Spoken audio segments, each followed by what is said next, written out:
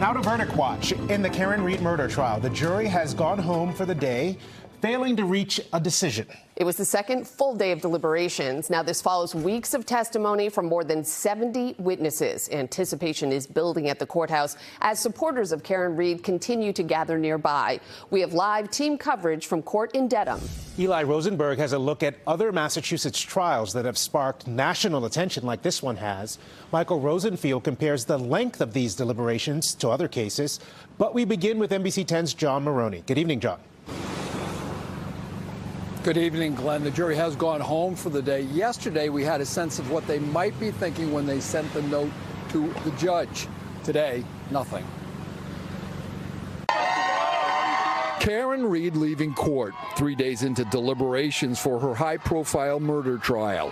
She's accused of hitting and killing her boyfriend John O'Keefe with her SUV and leaving him to die in a snowstorm. My armchair quarterbacking, I was predicting a not guilty by the end of day yesterday, but my initial assessment was wrong, I guess. There were no questions from the jury of 6 men and 6 women, unlike Wednesday, when they told the judge they wanted to go home at 4 o'clock and asked for a report regarding the state police search of the snowy front yard where John O'Keefe's body was found. They heard a lot of evidence.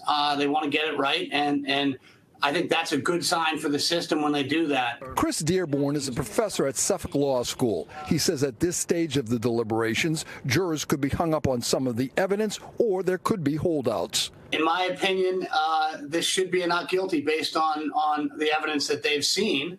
But they still have some questions around the Commonwealth's case that probably give them a little bit of pause. I hit him.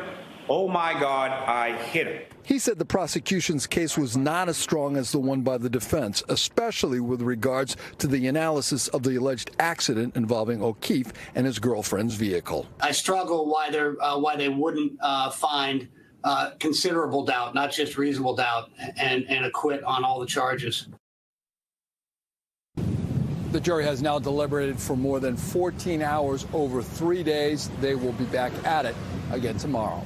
Well, in Dedham, John Maroney, NBC 10 Boston. Okay, John, thank you. We turn now to NBC 10's Michael Rosenfield. He picks up our team coverage with a closer look at how the Karen Reed deliberations compare to other high-profile cases. Michael, what'd you find out?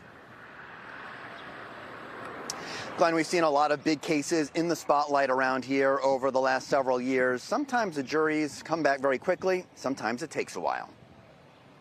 As the jurors in the Karen Reed case go home without a verdict, legal experts say you can't read much into which way a jury is leaning based on how long they deliberate. It really is voodoo science. Criminal defense attorney Peter Ellikin says each juror will likely have a lot to say given so many witnesses and exhibits. This is the very first time they're sitting in a room, the 12 of them, and going over the evidence and chatting, and they must just be ready to explode. High-profile cases have varied in terms of how long jurors have been out. In the Aaron Hernandez trials, he was found guilty of killing Odin Lloyd after about 36 hours of deliberations. But he was found not guilty of killing Daniel D'Abreu and Safiro Furtado in roughly the same amount of time. Emmanuel Lopes was found guilty of killing a police officer and a bystander after a week of deliberations. This after his first trial ended with a hung jury. And Adam Montgomery, who was convicted of killing his daughter Harmony, was found guilty in just about 8 hours. Ellikin says we shouldn't focus on how long it takes to reach a decision. It really can go either way. Most of us who have been observing juries over the years, throw up our hands and say, we have no idea why juries do what they do. In this case, as we've noted so far, the jury has been at it for about 15 hours or so. They'll be back at it first thing tomorrow morning. Live in Dedham, Michael Rosenfield, NBC 10 Boston. Michael, thank you. And as the jury continues its deliberations, those who have been watching the case continue to gather outside the courthouse. This is far from the first big trial in Massachusetts, as you just heard. And we have NBC 10's Eli Rosenberg joining us live from Dedham with this part of our coverage. Eli? And JC, again today, we saw hundreds of people here outside the courthouse. And while that number has gone down every day since Tuesday, it was still quite a bit of people out here. The latest big trial here in Massachusetts. Guys, hang on. Can I get to my client? 2 seconds. It's a little overwhelming. Every time Karen Reed heads into or out of court, and it happens at least a few times a day. A crush of media and supporters. So much so this afternoon, her team walking the long way around the courthouse to avoid the crowds. We've just been following the case from the beginning, and I had the day off, and I really wanted to use it to come up here. This case, the latest big trial to happen in Massachusetts, fueled in part by social media. Reed's case and trial attracting international attention. There's some big-time anticipation. Anything you want to say about what happened? There has been anticipation before. In 1997, Nanny Louise Woodward was found guilty, then had charges against her downgraded in a Boston courtroom. A trial people still remember to this day. It was just a big trial. It was a lot coming down. A lot of people were having nannies at that time because they were working 2 jobs. And since Whitey Bulger was tried in Boston, Aaron Hernandez was convicted in a New England courtroom, as was Boston Marathon bomber Johar Tsarnaev.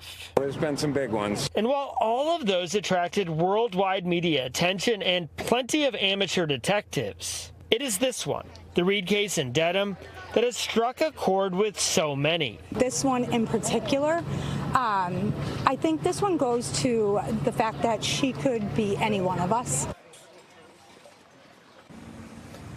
And while all those cases we just mentioned are different, they have at least one thing in common. They all reached a resolution, a verdict. So talking with people out here today, they plan to be back here tomorrow, hoping for the same thing in this case. Live in Dedham, Eli Rosenberg, NBC 10 Boston.